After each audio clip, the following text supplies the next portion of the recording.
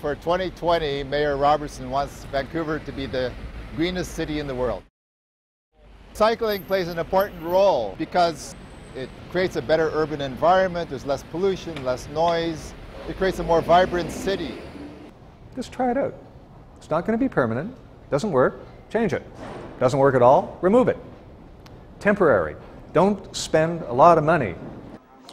When they first came in, the bike lanes, there was a lot of people that weren't happy, especially the motorists. When the Hornby Street and the Dunsmuir Street bike lanes were first proposed, there was a tremendous opposition from the business community.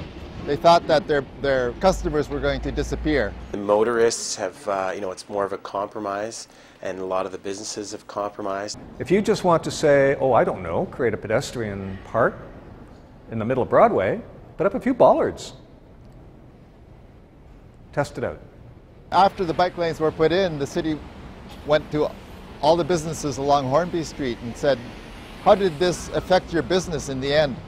And only 4 businesses said it affected them negatively, and the city said, well, can we see your books on how it affected you negatively? And nobody agreed. How do you accommodate lots of choices in a network form overlapping in growing cities? Cycling is just one element of it, and it has to be very carefully integrated in just the same way that we carefully integrate the automobile. Well, the $3 million, you've got about 14 blocks of 2-way bike lanes. I say that's really good value for money, because for the same $3 million, you can only get 2 left turn bays on Kingsway, for instance. Nobody objects to spending $3 million for that. You can create basically a parallel system. For every arterial where a cyclist may want to be, you can have a side street and a kind of separate grid. Genius! Because it's cheap to do. You don't have to create anything other than that signal, which in the scheme of things is a pretty minor expenditure. In Mexico, unfortunately, we don't have these sidewalks that you can separate the lanes from a bicycle from the cars. So it's pretty dangerous for the riders, because the cars actually can hit you, and they actually don't care, if you are on their way, they will just maybe crash you. Since this Dunsmuir and Hornby and Burrard Bridge separated bike lanes were implemented, the volumes of cyclists have increased. The truth is that until you got some sense of separation, a line or a physical barrier of some kind, by far the majority of cyclists aren't going to be on the road. Where will they be? They will be on the recreational cycle paths, the seawall. Apparently on the Burrard Bridge, not only did the cycling volumes increase, but there's a bigger percentage of women cycling than there used to be. And that's another good sign that the perception of safety has increased. And actually the real safety has increased because there's less crashes on the bridge now.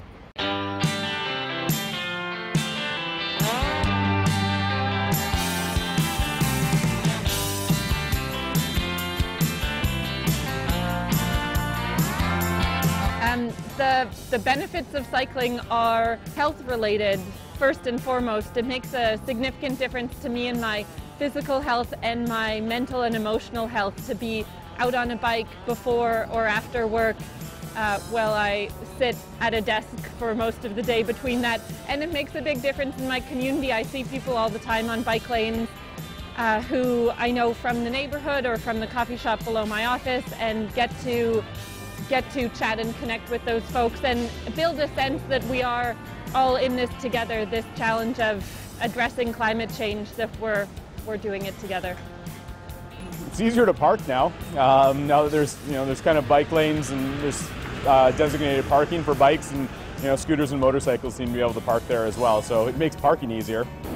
People are more healthy when they ride their bikes. Employers will like that because employees that cycle to work are more productive. So there's a lot of good reasons for getting more people riding, and the way to get more people riding is to create better cycling infrastructure like these separated bike lanes here. It's taken a bit of time, but now that they've been in place for, it's been what, 2 years now, that you can see that now the public and the general public are quite happy with the bike lanes. More and more people are using them to go to work.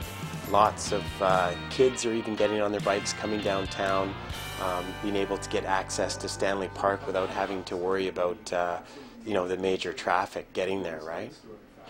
I think the separated bike lanes make a significant difference in getting people actually out cycling.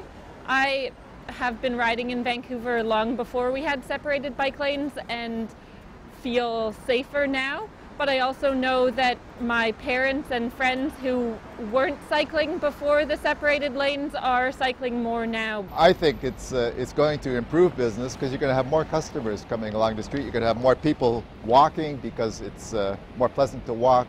I think bike lanes are a great idea. I think that because this is a very active community here in Vancouver, I'm originally from Ontario where there isn't as many separated bike lanes. When I got to BC, I thought it was great that it was a safer environment for people riding bikes. If you want to stay active, I think it's great. Cars cause a lot of bad things for the environment, and I really believe that if we can get more people biking in a safer environment, it's going to be good for the city of Vancouver. These separated bike lanes cost so little, but yet have such a huge benefit to society. Certain routes, it's much easier to get to work. There's less, people are less worried about getting injured, especially at night or in the rain or at periods of time. Like you'll see people are riding all year around. More so people would put their bikes away in the wintertime when it got dark and rainy and wet, because there were you know, they were pretty well scared to go on the road with all the motorists. But in the protected bike lanes, it's been fantastic.